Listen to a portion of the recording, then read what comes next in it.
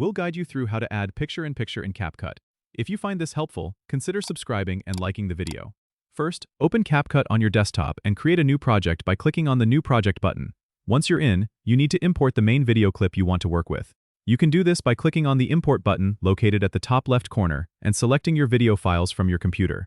After importing, drag and drop the main video clip onto the timeline track.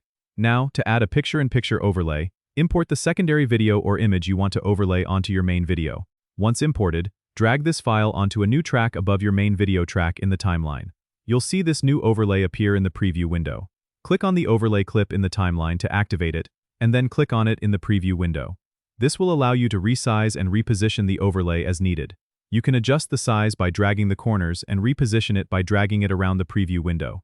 If needed, you can also crop, rotate, or adjust the opacity of the overlay by selecting it and using the tools available in the Properties panel on the right side of the screen. When you're happy with how it looks, you can add transitions or effects by clicking on the Effects tab and dragging your desired effect onto the overlay track. Once everything looks good, click on the Export button in the top right corner to save your video with the picture-in-picture effect. Don't forget to subscribe and comment if this helped you out.